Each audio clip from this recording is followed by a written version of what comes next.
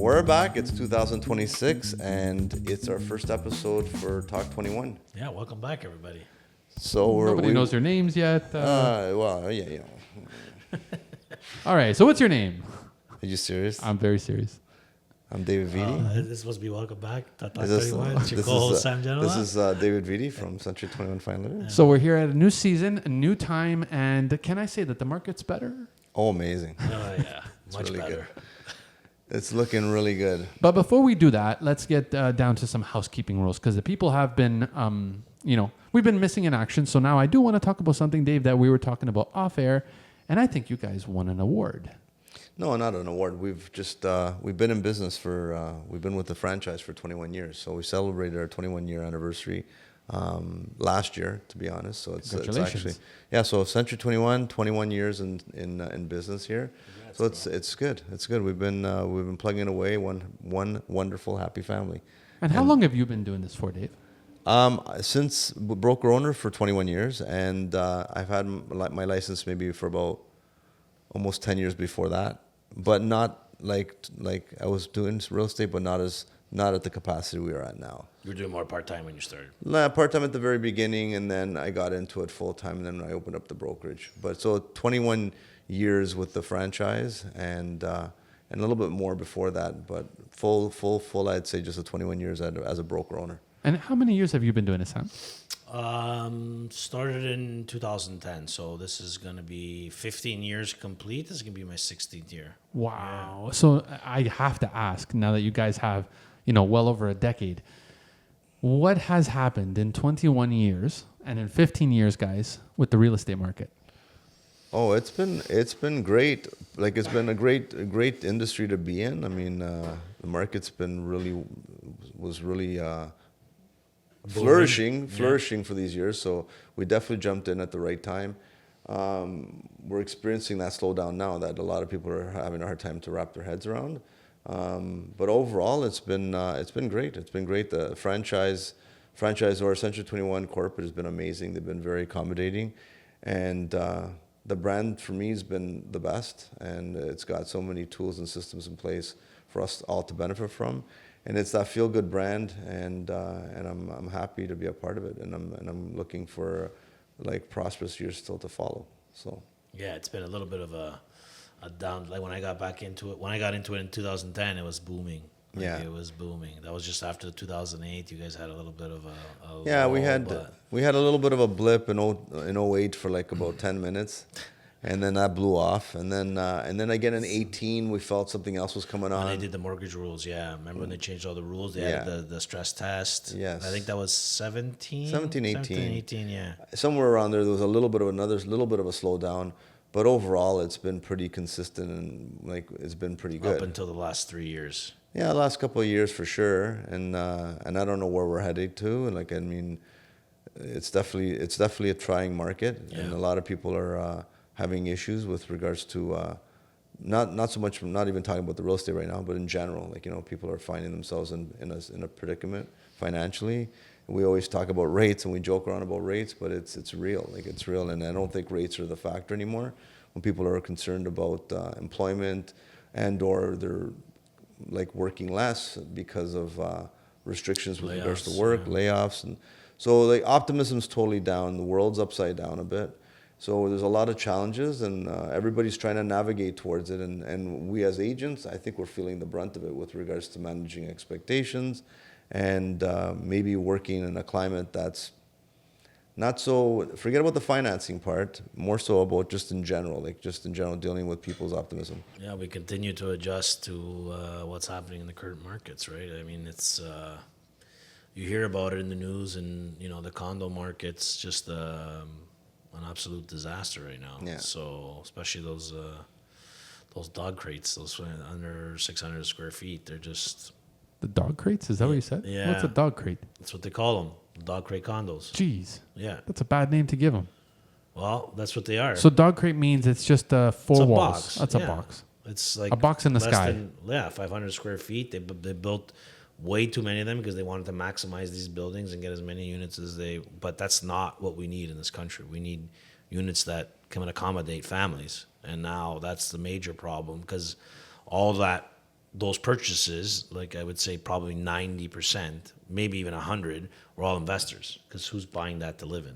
Well, first-time buyers, some they have no choice. Some of them, but yeah, you're right. I mean, they're not ideal, but that's the way the focus has been throughout the last, I would say, 15, 20 years. Everything they're building now is high density. But it's just a smaller units. Yeah, and it's getting smaller smaller. and smaller, Like right? we got bachelors with no bedrooms, and then but then you got even the freehold detached homes. Like they're building in subdivisions with like 30-foot lots. Well, wait a second. You just said bachelors without bedrooms. Bachelor apartments, Yeah. bachelor Bachelor condos pad. don't have Is a that bedroom. legal? Yeah, Yeah, it's just a studio. It's like a studio or a bachelor. Yeah. So like you got a pull-out bed. Wow. Yeah, like Goes out from the, And how much is that going for? like those are the 300,000 condos. Can you Like, buy one for 300 now? you can Yeah. probably buy something In under Vaughan you 400. can. No, Yeah. and like even like you can buy 600-700 a square foot now. So like and like depending where you are, That's like half of what it used to be. That's crazy. not half, but yeah, it's low. It's a box in the sky, guys. That's what it is. That's why they call it a dog crate. So Wow. it's not, yeah, but even in general, that's the way they've been doing it. Like that's where everybody was maximizing on the space. If you get more units in the sky, they make more money when they sell them. Like subdivision homes, like 30-foot lots, 40-foot lots, and like 25-foot lots. yeah, 20. Like I'm just saying, on 23-foot lots? in suburbia, when you would think like a 50-foot lot by 150 would be fair, like it would be nice because you live not in the city and you wanna like you're suburbia, right? But no, they've Those jammed are all. premium now, Yeah, yeah. that's not even premium. That's like an estate lot. Yeah. Like now like if you get a 40-footer, it's considered a wide lot in these new developments, right? Yeah. Or a 45-foot lot it's like, oh my God, you got a huge lot, and they're building 4,000 square foot homes on them with 0 lot lines. You know what I mean? So Yeah. Well, but- let me ask you guys something now. Back in the day, the American and Canadian dream was to buy a property. yes. Okay. We're in 2026. And I'll tell you firsthand, and I know Dave is going to disagree, but this market is fully renting, fully leasing, fully not owning shit. Do you agree? No, I don't. Well, agree. I mean, Oh, I don't think there it is. that's the move in the future. I just think it's happening now because I think a lot of people are just trying to settle and see what happens. You know what I Yeah. mean? I don't think this is a long-term gain. I think this is just let's see what happens within the next couple of years. We'll rent, and maybe they're looking for opportunity to buy, and they're waiting, thinking. This is what I'm thinking. This is their thought process behind it. Let's wait till the market drops, and then we'll pounce on something when it's right. Because if you're Maybe. coming from home ownership, you're not going to just sell your house and rent. Well, let's talk about that. So this episode is all about renting is winning. Dave disagrees. The new wealth strategy nobody talks about. Let's break it down into topics, guys. So the very first one is when renting actually makes more financial sense. In this day and age, Dave, renting does make more financial sense. I have no idea. Like, I mean, if you have money, Nobody has money. Okay, no, I wouldn't say nobody has money. People have money. So there's people that have money that are never going to rent. What generation has money? Your parents.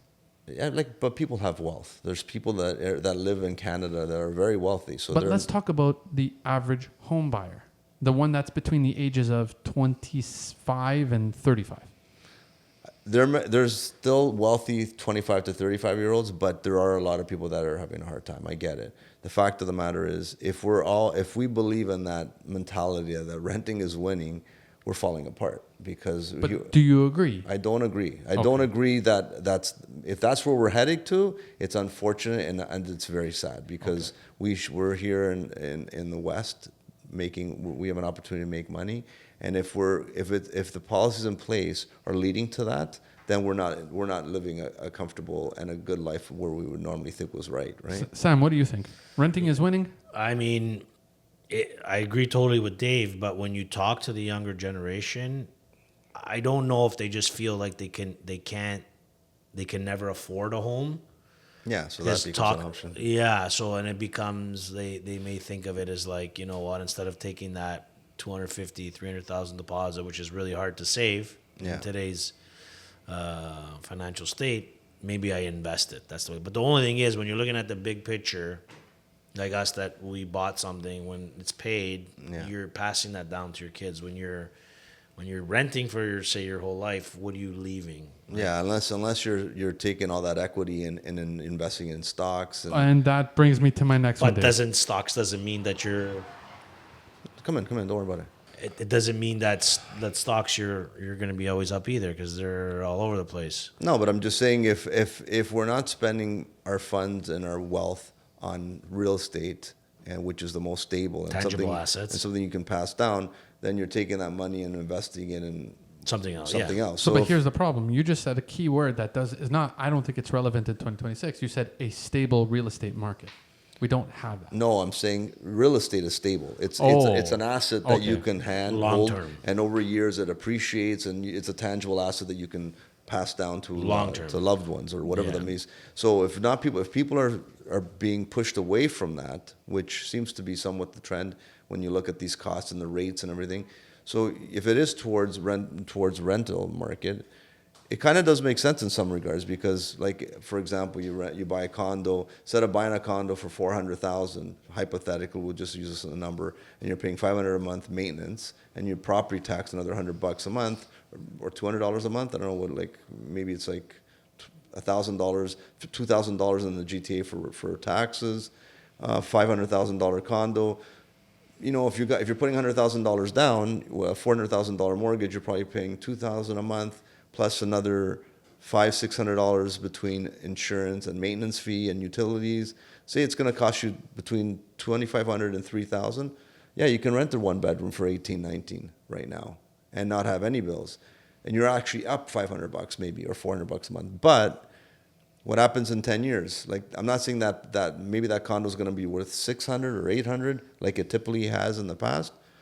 When you pay rent, you got nothing. You just but if you save that $500 a month, But if you are renting, though, Yes. you can take the money that you were going to invest in a home and properly invest it in Right. in assets like a portfolio of Right. wealth. That's 100%. Like, so that's what I'm saying. So you're either building equity through real estate or you're building equity through your investments. But at the end of the day, you need to build something. But what we're accustomed to and what we've seen, real estate's the most. How do you say it? It's the less of the evils because it's been consistent and it's been steady. So if you're looking to be like have steady growth in a portfolio, your real estate is never something you consider an asset because you literally just live in it and appreciates, and you go to sleep at night and you know I'm living my life. Sure. But when you're investing, every day you're looking at your stocks, you're looking at your portfolio. Are you up? Are you down? Sure. And things could change on a dime. And So- it's more sometimes. They could be long-term investments and you don't really look on a day-to-day if they're down or not. But most people that are investing are like, depending on how risk averse you are, they might put themselves in a predicament where they're doing more high risk stuff, right? And that means And stuff has they, tanked. if they tank, then they're like losing the equity. But if you do like a GIC and you don't look at it for like 3.5%, you're making 3.5% on your income. You're not making 10 like some investments that are we've seen people's portfolio making above 10% a year, right? Yeah. So it depends how your risk averse is. All I'm saying is real estate's been the most steady. Okay. You don't look at it, you live in it, and you don't think of it as an asset, but it just grows, It's right? It just tangible grows. and it's long term. Your mindset has to always be long term. So if you're going to be a lifetime renter, you just pay out of pocket to rent, and then that equity that you would have had in the asset, you're going to be putting on the market. Whether you're doing mortgages, like you know, lending out money on mortgages, or you got an investment broker that's helping you with investments, or you're self-directing your stuff. Either which way, you got to build equity. So we're used to in Canada building equity by buying your real estate and living in it, and eventually just goes up, right? And you live your life and you're not stressed about if your investments are doing well or not, and you don't worry about it. But there's two more topics that we have to cover this episode before we go anywhere. Sam, I'm going to start with you. Flexibility of having that extra income, renting stress-free, and taking the other money and investing, or a forced equity, meaning that you're now committed to this house and praying to God. It increases year over year. Which one do you think is a better opportunity for people in 2026? So people have to realize that when you're talking real estate, it's always a long-term investment. The way the market's been the last 10 years, yes, people have been buying and flipping within a couple of years and making a lot of money. But really, when you look at real estate, the big picture, it's always long-term. You buy something, you're going to live there for a long time. And the way the market's been over time, not the last 2 years in a bubble, over time, it's going to go up. So you're going to have equity there. And the nice thing about having a house too is also people don't talk about sometimes When you have equity, you can do other things, right? You can invest, you can buy another property, you can take a loan, Yeah, you can do this, refinance. So it gives you a whole. Your personal residence gives you like a web to many different other avenues where you Yeah, can use that. exactly. When you're renting, you're kind of just you're stuck, and you better have a really good way to invest your money and hope it doesn't go down over Right. time. Because usually if you're buying a house in 10 years, you're gonna look back and you're gonna say, oh, it went up quite a bit. So the other thing too is I just feel like we're all from immigrant families, right? And we came from a worse place, like per se, wherever they immigrated from, right? And the mentality was never what we have today. Like everybody, oh yeah, go rent Short term. because go rent because you can take that equity and there's so many products that you can invest in now, and there's opportunities to make money while you just invest your money. So now the swing went away from owning real estate a little bit, and that's why this episode you're talking about renting is winning. So I see where the shift is going, but I mean I don't want to. I want to work for a living. I want to have an income based on me working hard, then and know that that's where my real income is, and not having to rely on investments that I make that maybe make me the 10-20% a year, because that might change and you don't know. And within that mindset, that brings us back to the old mentality where people would say, no, I go to work every day and I bought a house and I go to sleep at night. Like, because the house is not an investment, it's somewhere where I sleep and I raise my family. And then I wake up in the morning, I go to work, and then I make money to pay my bills, and we travel, and I don't have to worry about all these other ways of making money that we never had that before. Like, I mean, we did, because the wealthy people have always made money on investments, but they're trying to make it more mainstream. And I think for the common person, it's not that easy. Like people like, if you're a plumber or you're a realtor, you don't really know how to manage your portfolio. So you got to rely on people, and that becomes another stress layer. So if you're just renting for $2,000 a month and you're taking the equity that you would have put in a house to invest, it might be good, but it might not. So it's just, and that's why even when people refinance their homes for investments, that's great, but provided nothing goes wrong. Yeah. Because if something goes wrong, then you're all of a sudden have a big mortgage and your investments went wrong. So it's all your risk averseness, and they're flipping the switch, and they're talking about how you can reinvest your money. Like, people don't take car loans. People take car loans because their equity they can make money on somewhere else. Yeah, they don't want to use They're not using, nobody's using their equity because, like, they can go make more money putting it in other investments. So the mindset before was, like, I don't want the best mortgage. Like my dad, I think I said this in other episodes. Yeah. My dad's saying was the best mortgage you can have is the one you don't have. Yeah. But now people don't live by that. People need a mortgage, and people live a life with payments. Right? Well, so let me end this episode with this part. The middle class is trapped by this one decision. What we're talking about now, this is where the middle class is having the hardest time. Yeah. I come to you as the middle class. Mm-hmm. What do you think, each of you, give me an answer. What do you think the middle class should do right now? Go, you want to start? I mean, The middle class is. That's such I a feel like broad it's question. no. I feel like it's the segment that's being decimated. Like that's the segment that that yeah. are feeling it the most. And we got to talk to your politicians, and you got to talk to people that are making a difference here, because things are changing in a way that are gonna be a negative impact to the middle class. The low income people, they're always gonna have these handouts, and the very wealthy, they're gonna get around it. So it's this big middle class that's definitely the ones that are being affected. So what do you say? What do you say about the middle class? Well, I mean, these are the ones that are struggling. These are the concerns we're having about financing issues and like being able to build some equity. I don't know where we're going, but I mean, when we talk about capital gains in primary homes and and when we talk about like the taxes we pay and where our tax dollars go, these affect the middle class. When you go to the grocery store and like Inflation, everything on like strawberries. Yeah. So this is the segment that I don't have an answer They're to getting it. But, squeezed. But this is the segment that's getting squeezed. So we got So the middle class, you don't know. No, I know that it's getting more difficult, and So renting or buying right now, currently for the middle class, what do you think is their best option?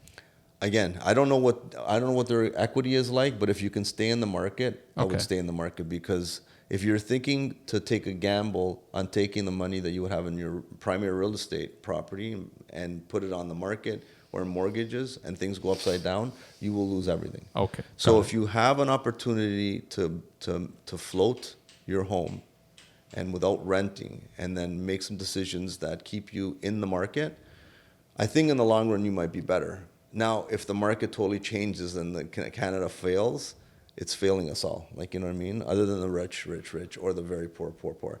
And then that's another another That's episode. another episode. And Yeah. and Sam, what do you think about the middle class? Yeah, I mean, I agree. It's definitely, they're definitely getting squeezed, but it's kind of hard. I mean, depending on your predicament, right? Like, I mean, if you have a house, like I said, like Dave said, I think that these are tough times, but usually when there's tough times, there's a brighter day ahead. So And regroup and be a bit of a regroup, right? Yeah. So the middle class right now, I need a definitive answer from you two now. Do they rent and invest, or do they buy and stay put with their equity? I don't know. Do whatever you think is right for you. I would That's say my answer. I would say buy if you can carry it, buy and wait for it to come back, because I think, and it's again up to your risk averseness. If you want to sleep at night and you don't want to be stressed out, that's the most safest way to do it. Yeah. You Well, know what I mean? the safest way to do it is, Sam, you got to look at that camera and you got to tell them exactly where they can find you. You can find me on Instagram at Sam General Real Estate. And I'm at C21 Fine Living. See that? Oh, you almost had it. No, keep is. going, keep going. That wasn't it. C21 Fine Living Realty. Hey, until next time, guys, we have a guest coming up. Yes. See All ya. right, see you later. See you next one.